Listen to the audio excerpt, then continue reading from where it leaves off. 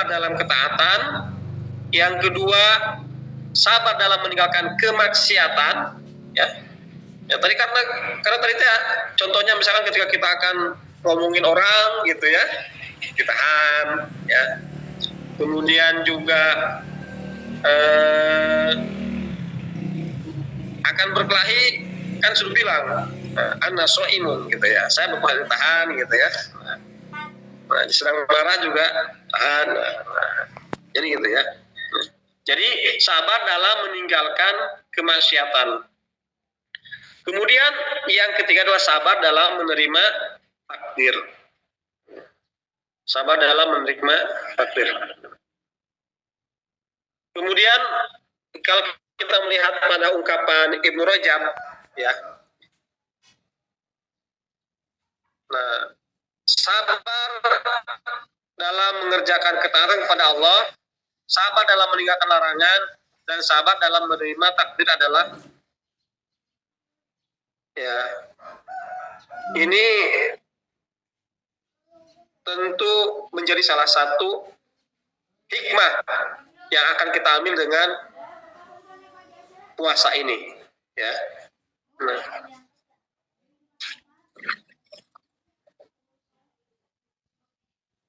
semua jenis sabar ini ya, kemudian terkumpul dalam ibadah puasa. Karena dalam puasa terdapat sabar dalam mengerjakan ketaatan kepada Allah. Ya. Tadi ketika waktunya ya sampai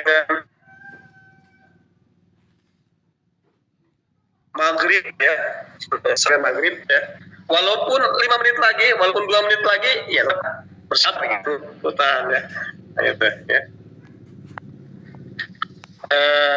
Walaupun berbagai macam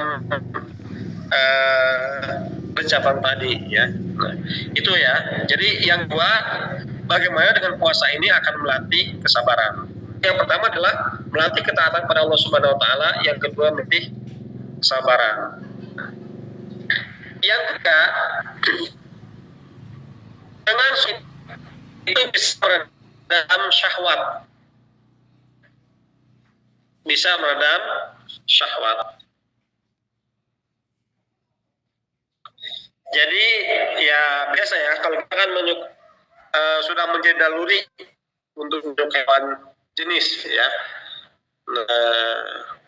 Walaupun sudah sah dengan pernikahan ya, karena ada aturan tidak boleh hari gitu ya. Nah, kemudian bagaimana kita sebagai berlatihan juga, sehingga Ramadan disebut juga sebagai syahrul tarbiyah, ya, bulan berlatih gitu ya. Nah, ya bahkan mungkin cocok juga nih buat para pemuda-pemuda yang memiliki syahwat tinggi, tapi kemudian belum siap untuk menikah gitu ya. Puasa Ramadan ini momentum ya untuk berlatih ya. Sebagaimana kita lihat dalam hadis, ya ma'syarus sahabat, man istata'a minkumul ba'ah falyatazawwaj fa innahu aghaddu lil basari wa ahsanu lil farji wa man lam yastati'u fa alaihi bisawmi fa innahu ya. Wa mula, barang siapa di antara kalian yang sudah mampu menikah, segeralah menikah ya, karena pernikahan akan menundukkan pandangan, lebih menjaga kemaluan. Dan siapa yang belum mampu menikah, maka berpuasa, karena hal itu adalah benteng baginya ya. Jadi puasa kemudian jadi bisa meredam syahwat ya. Kemudian yang keempat ya, puasa juga bisa menimbulkan rasa syukur nikmat kepada Allah Subhanahu wa taala. Ya. Nah, ini mengingatkan kepada seluruh hamba akan besarnya nikmat Allah untuk puasa ya. Nah, orang akan menyadari betapa besarnya nikmat kenyang, ya, serta merasa puas dalam makan dan minum ketika dia merasa lapar dan haus. Ya, kita ini masih kelihatan batasnya gitu. Ya, walaupun sekarang kita tidak makan, tidak minum, tapi insya Allah sore ini akan makan, gitu ya. Nah, kita bayangkan betapa banyak saudara-saudara kita mungkin yang tidak makan, ya, bagaimana di Palestina gitu ya, atau mungkin di daerah kita sendiri, ya, terkadang masih ada, ya, masih ada. Nah, tentu kita yang selama ini diberi kelebihan oleh Allah Subhanahu wa taala, ya, supaya tidak terlena, ya, tidak kenyang terus, ya, bagaimana kita ikut merasakan. Nah, terkadang kan karena apa namanya, nikmat yang kita rasakan itu lupa kita untuk bersyukur. Nah, baru setelah kita merasakan, contohnya sehat aja ya, ketika kita tidak sedang sehat-sehat begitu, merasa bahwa tidak ada nikmat yang Allah berikan kepada kita gitu kan. Tapi ketika sakit tiba, nah, barulah terasa betapa nikmat sehat itu gitu. Ini pun sama kan, ya, ketika nasi kita selalu ada, lauk pauk kita selalu ada, makanan kita selalu ada, ya. Nah, maka Allah ingatkan dengan momentum puasa ini, ya, bahwa ada nikmat yang perlu kita syukuri, ya. Kemudian berikutnya tentu adalah solidaritas terhadap sesama, ya. Bagaimana dengan puasa ini kemudian, ya, dengan lapar, haus yang kita rasakan, ya, ketika tentu ini akan dirasakan juga oleh saudara-saudara kita yang memiliki kekurangan. Nah, sehingga timbul dalam diri kita solidaritas antar sesama, ya. Ibnul Qayyim rahimahullah mengatakan, ya, puasa akan mengingatkan keberadaan orang-orang yang kelaparan dari kalangan orang-orang miskin.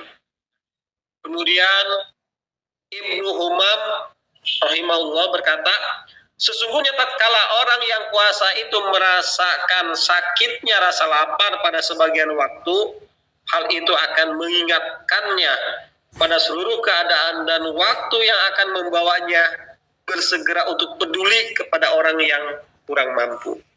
Ya. Jadi mudah-mudahan tadi salah satu hikmahnya adalah bagaimana menimbulkan solidaritas, ya, antar sama. Ya. Kemudian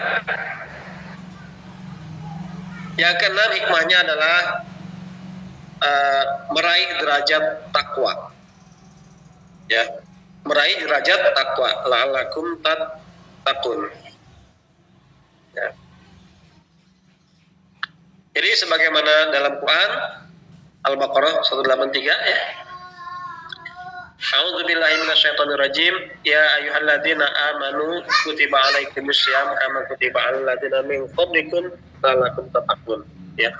Hai orang-orang yang beriman, diwajibkan atas kamu berpuasa sebagaimana diwajibkan atas orang-orang sebelum kamu agar kamu bertakwa, ya, bertakwa.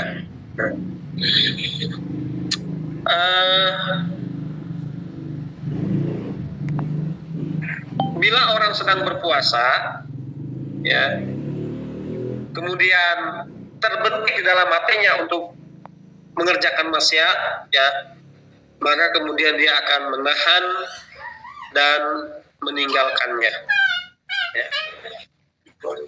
Nah, karena takwa itu, ya. Jadi tadi, ya, yang kemudian banyak lah, ya.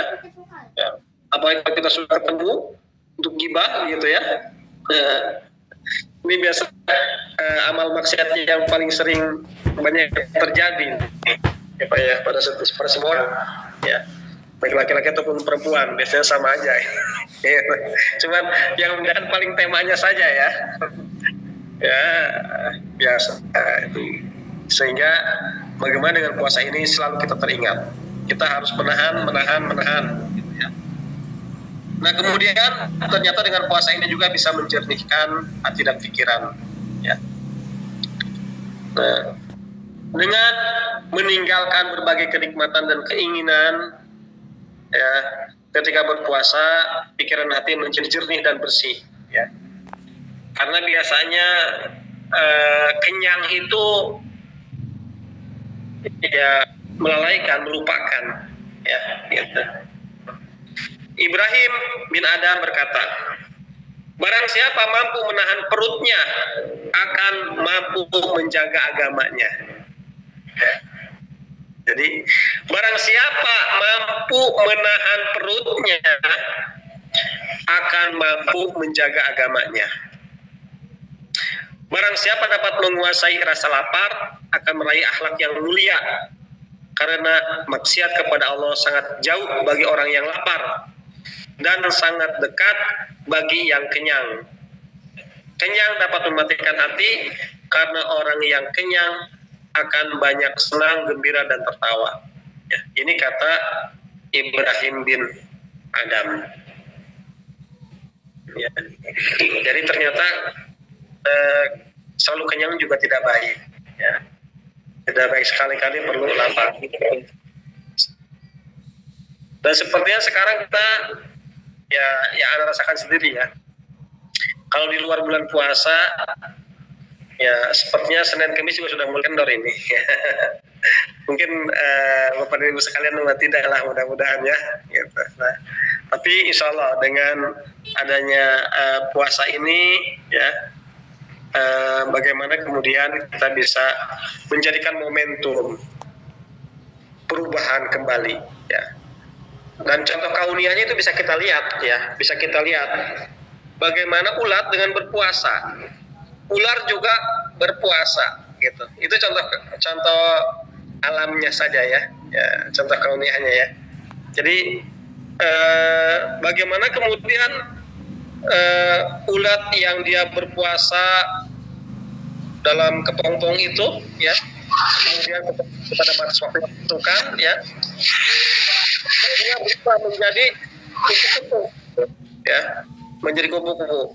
Yang awalnya ulat itu kan makanannya dia merusak gitu, merusak tumbuhan, tapi kemudian setelah dia menjadi kupu-kupu dia bertransformasi, dia berubah setelah dia mengalami puasa ya. Dan ternyata memang sudah menjadi sebuah keniscayaan bahwa kita ingin berubah adalah salah satunya dengan puasa tadi ya, dengan puasa tadi ya.